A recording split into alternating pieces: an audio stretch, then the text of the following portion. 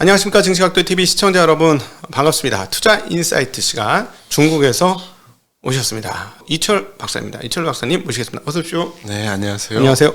지금 이번에 중국에서 많이 고생하셨어요. 코로나가 다 안 끝나가지고. 예, 그렇습니다. 근데 기록적으로 코로나 해제가 됐는데 생각하신 것보다 더 빠르지 않으셨어요?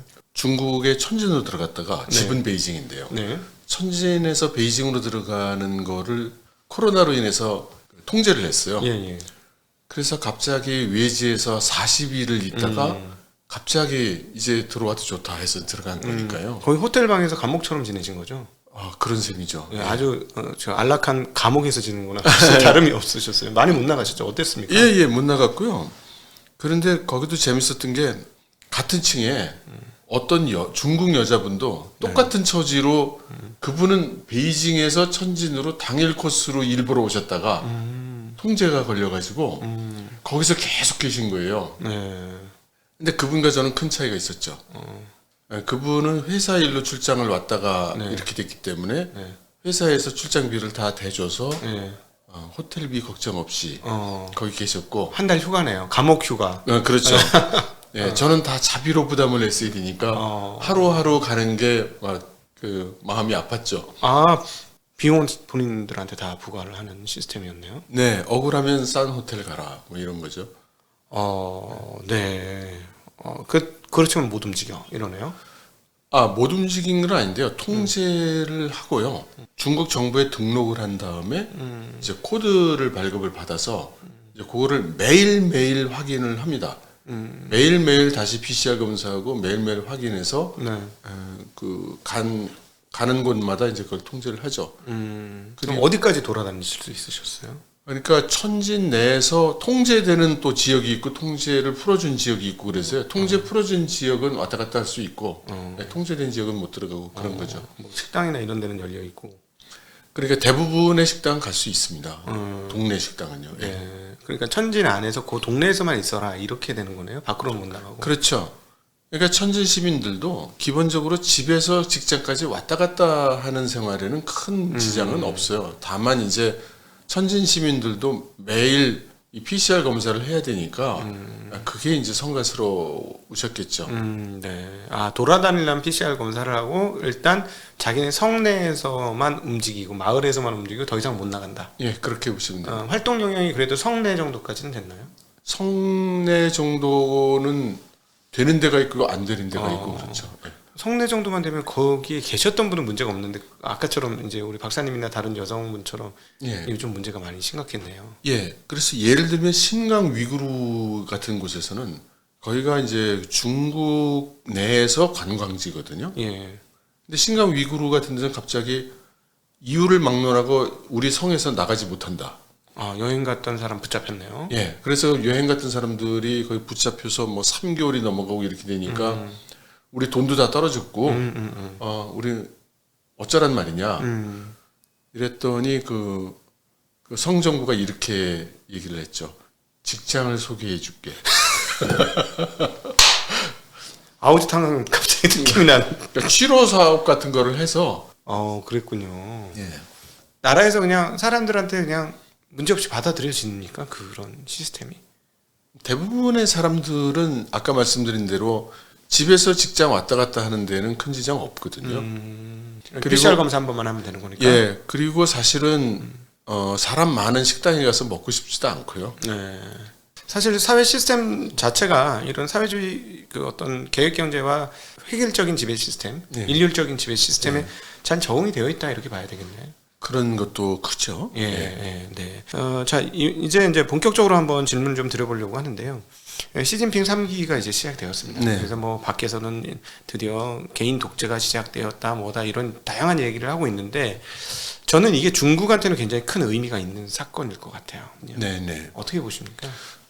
시진핑 3기가 된 거는 다들 예상은 했지만 정말로 이루어지니까 이제 다 새삼스럽게 새로운 의미로 다가오게 되는 거죠.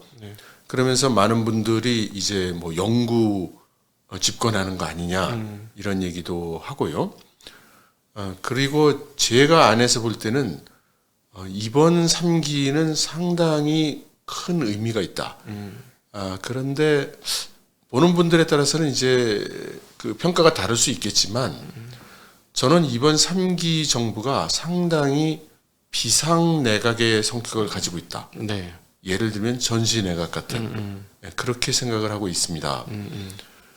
우선 가장 의외였던 부분이 중국의 최고 권력기구가 7인 상무위원회 아니겠습니까? 네, 그렇죠.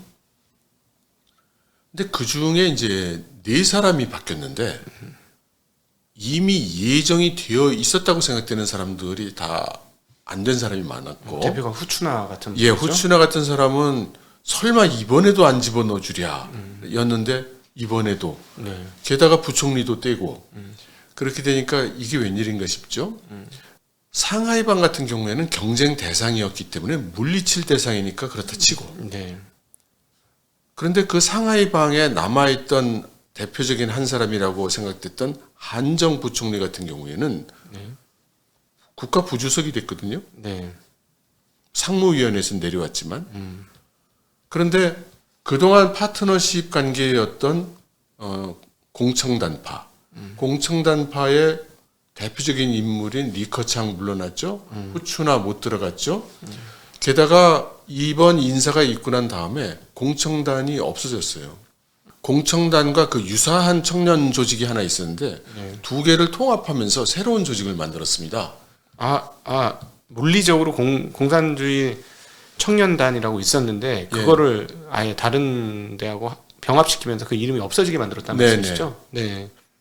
그래서 그 후진타오로 대표되는 공청단이라는 조직 자체가 이제 아주 없어진 겁니다. 그래서 여러 가지 해석이 있는데 이제 제가 보는 해석은 네. 여러 가지 측면에서 볼 때 이것은 공청단파 사람들이 수용한 결과이다. 받아들였다. 안 그랬으면 막 투쟁을 했을 텐데 네. 어떤 컨센서스가 있었던 것 같다. 네. 그리고 또 하나 차원 다른 시각에서 또 하나 볼 수 있는 게 원래 그 상무위원회 자리가 7사람이었잖아요. 예. 그 안에도 서열이 있었단 말입니다. 네. 당연히 시진핑 주석이 서열 1이고 넘버 2, 넘버 3 뭐 이렇게 쭉 있었단 말이죠. 네. 그러면 새로 4사람이 이제 신입으로 상무위원회에 들어왔는데 네. 새로 들어온 리창이 서열 2위인 총리가 됐단 말이죠. 그렇죠. 그러면 원래부터 상무위원이었던 왕우닝이나 짜오커지 같은 사람은 이거 뭐야? 내가 한참 2레벨 아래였던 리창을 나보다 윗사람으로 모셔야 되는 거야? 이제 이렇게 되죠. 그렇죠. 그러니까 그것도 부자연스러워요. 또 여태까지는 총리는 부총리 했다가 그 다음 되는 게 그 전례였는데 네. 리창은 이제 상하이 서기 하다가 그대로 점프를 한 거거든요. 네. 그게 어떻게 가능했겠냐? 네. 그래서 저는 그 후에 중국 공산당 조직과 정부 조직의 그 조직 개편을 했는데 네. 공산당 중앙 내에 여러 가지 위원회를 만듭니다. 그러면서 정부의 권한이 상당히 축소돼요. 그럼으로써 당이 정책을 결정하고 정부는 수행한다. 이것이 전통적으로 그래 왔긴 하지만 지금처럼 당 쪽의 권한이 강화되고 정부 쪽의 권한이 약화된 건 처음인 거죠. 그래서 저는 이것은 당 중심으로 국정을 운영하겠다는 거고 네. 국무원, 정부는 시키는 대로 해라. 그러니까 이쪽 상무위원 원래 멤버들 입장에서는 뭐 리창이 총리를 해도 네. 이젠 뭐 옛날 같지 않지. 결정은 여기서 하는 거니까 이제 이런 구도가 성립돼서 받아들일 수 있는 것이고 본인들도 공산당에서 최고 당원들이니까. 예.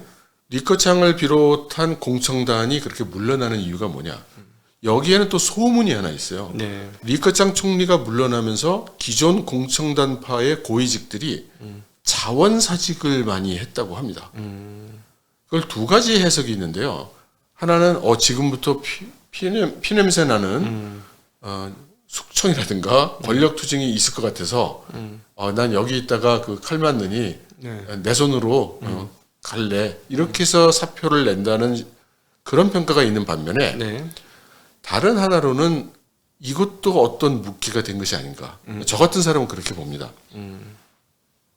그러면 그렇게 만드는 가장 큰 배경 원인이 뭐겠느냐? 시진핑 그룹에게 다 몰아주겠다라는 컨센서스가 중국 공산당 내에 성립한 것 같다. 그리고 5년 전의 이야기로 되돌아가 보면 당시에 시진핑 그룹에서는 총통제로 바꾸려고 했었으나 그것이 이루어지지 못했고 그 대신에 정년 없애고 연임이 가능한 것으로 이렇게 규정 변경을 했다고 하거든요. 이런 일이 있었습니까? 네. 예. 제가 소스는 중국 내에서 들은 거고요. 네. 누구라고 말씀드릴 수는 없지만 네. 믿을 수 있는 사람의 네네. 전언입니다. 네. 그러니까 그것들을 막 조각 그림을 맞춰보면 이제 시진핑 3연임은 정부는 이제 시키는 대로 하는 조직으로 가고 네.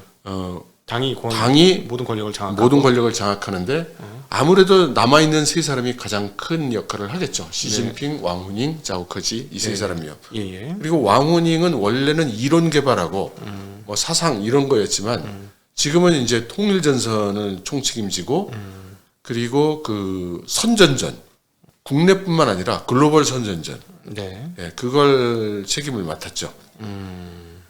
이란과 사우디의 화해가 중동에서 이루어진 게 아니고 중국에서 이루어진 것도 네. 결국은 이런 선전전 중에 하나다라고 볼 수 있겠네요. 그것은 선전전이라고 보는 것보다는 중국 역시 이제 저의 해석은 중국은 지금 그 미국과의 충돌 네. 여기를 대비하고 있는 것이고요. 네. 근데 미국은 자급자족이 그렇죠. 가능한 나라고 사실은 자급자족 아닌데도 뭐 세계가 미국의 군대가 지배를 하고 있으니 네. 걱정이 없지만 이제 중국은 미국과 한판 붙게 되면 미국으로부터의 여러 제재 이런 것을 받아야 되죠. 네.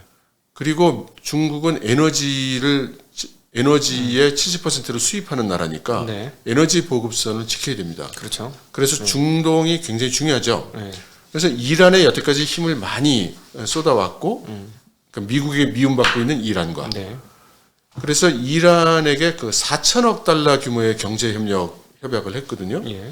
이란은 배고파서 죽을 지경인데 그런 큰 떡이 들어오니까 이제 중국의 영향권 안에 들어왔죠. 네. 그런데 지금 사우디와 중국이 국가 대 국가 차원에서 국가 전략을 지금 맞춰간다라는 네. 협약을 했거든요. 그러니까 사우디는 뭐냐면 이란 때문에 자기 정치 체계가 위협을 받고 예. 그런데 나를 원래 보호해 주기로 되어 있던 미국은 보호해 주는 게 아니라 자기 위치를 자꾸 흔드는 것 같고 네. 석유 자원은 자꾸 퍼내가서 이제 고갈이 될 날이 이제 올 것이고 네. 그럼 석유가 다 팔리고 난 다음에 석유 다 퍼낸 다음에 세상을 위해서 사우디는 제조업을 하고 싶어 합니다. 네. 제조업을 육성시키고 싶어 하는데 미국은 지금은 제조업을 제공하는 나라가 아니잖아요. 그렇죠. 네. 그리고 미국은 지금까지는 사우디 석유를 많이 사갔지만 네. 이제 세일 혁명하고 난 다음에는 안 사가죠. 안 사갈 뿐만 아니라 오히려 수출하고 네. 미국이 그 에너지 수입을 해오는 데가 캐나다거든요. 네. 그러면 내가 필요한 거는 제공도 못하고 그리고 내가 파는 물건은 사지도 않고 나보고는 맨날 독재 정권 뭐 이러면서 위협하고 네. 그리고 세계 평화를 위해서 유가는 싸게 팔아라 많이 증산해서 네. 이러고 예. 우린 이거 퍼내고 나면은 먹고 살 게 없는데 그럼 그때를 대비하면은 우리가 여러 가지 제조업을 만들어야 되는데 제조업은 세계의 공장인 중국이 떡하니 옆에서 제가 도와드릴게요 그러고 네.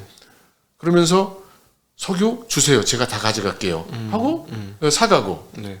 그러니까 사우디 입장에서는 그 중국하고 한번 좀 잘 해봐야 되겠는데 이제 이런 생각이 들죠. 네. 이때 중국이 사우디 이란이 내 말은 잘 들어. 불안하시잖아. 내가 이번에 어떻게 한번 해드려봐? 뭐 정 그러면 그렇게 한번 해보든지. 네. 이렇게 되는 거죠. 네. 그렇게 해서 이제 중국이 중간에 역할을 하고 사우디와 이란이 화해를 하고 이란은 배고파 죽겠으니까 돈 많은 사우디가 뭔가 외교 정상화가 되고 무역 거래가 되기 시작하면 이란도 나쁠 게 없죠. 네. 그러니까 참 매수자의 힘이 정말 크다라는 걸 느꼈던 게 양쪽이 다 최고의 매수자가 되다 보니 양국 두 원수지간을 서로 만날 수 있게 하고 악수할 수 있게 만든 그 구매력 파워가 이렇게 작동을 하는구나 그런 걸 느꼈습니다. 네. 한 걸음 더 나가서 생각해 보면 이란이 그 지경이 된 게 사실 미국 때문이고요. 그렇죠. 네. 사우디가 이렇게 불안해하는 것도 사실은 미국 때문이고요. 네. 중국이 나 이 에너지 보급 라인을 확보해야 되겠다라고 굳게 추진하게 된 것도 사실 미국 때문이죠. 네. 그러니까 어떤 의미로는 미국이 잘해야 됩니다. 네. 미국의 정책 결과 이 결과가 왔다고도 얘기할 수 있을 것 같아요.